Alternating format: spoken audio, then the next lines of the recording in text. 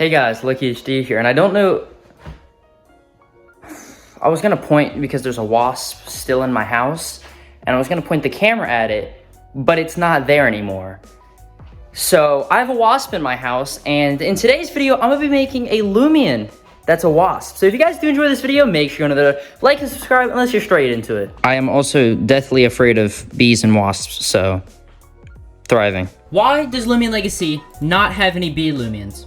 That doesn't count. The closest thing that we actually have in the game to a bee is probably Terrafly, I guess. And Terrafly is like a fly. It's not even like a bee. Obviously, you know, it has a stinger, but it's also green.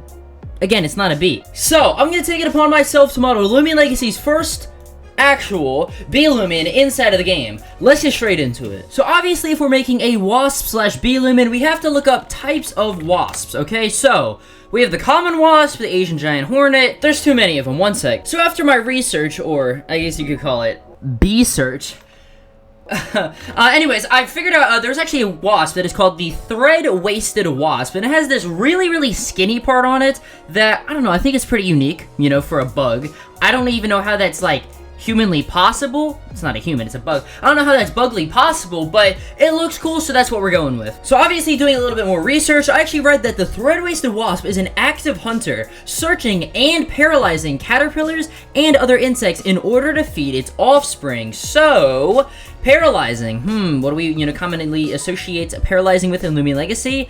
The electric type. So we're gonna make this an electric type. Now, of course, designing this Loomian, and realistically any Loomian for that matter, does take a while, okay? Usually I spend around 3 hours in total for a, you know, full set of Loomian evolutions, and most of that time is me just sitting there staring at it, okay? Sitting there just looking and, you know, what can I change? You know, what can I do this and all that stuff? It's a very interesting process. Anyways, of course, I went through a lot of iterations with things like the eyes and all that stuff, just trying to make everything as perfect as I could be, because unfortunately, I am a perfectionist. But yeah, I mean, after around 3 hours of, again, just sitting there changing every little minute detail, and combine that with a pint of Ben & Jerry's ice cream and some Dua Lipa, I finally finished the Loomian, and I am proud to show you guys my new Loomians, USB and Wasp. Alright, so starting out with the first evolution, we have USB. Now, I know, obviously, it is not a bee, but the joke was, it was too good to pass up, okay? Yes, it is a larvae, you know, okay? You know, larvae go to bees and all that stuff, but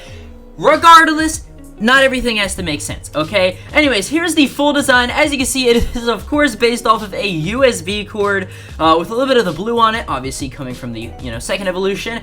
And I had this genius idea, right? You know how bees, you know, the larvae go into little cocoons or like little nests and stuff like that, right? And then they sit there and then they emerge into bees. Well, I thought it would be funny if they just plugged themselves into the cocoon and they just hung from the thing.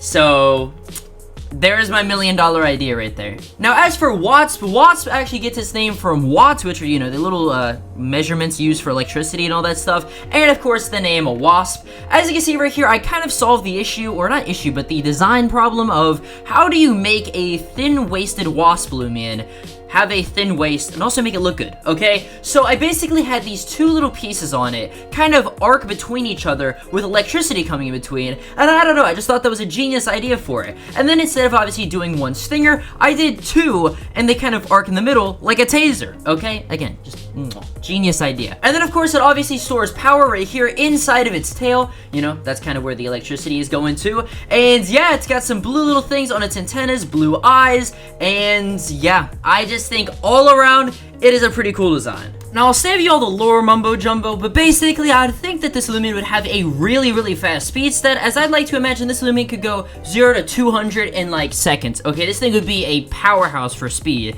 and also probably attack as well, so it'd be obviously a glass cannon, but a pretty fast glass cannon, okay? So now, going on to the gleams and the gammas right here, we have the gleaming, which is this red one, which is actually based off of the cow killer wasp.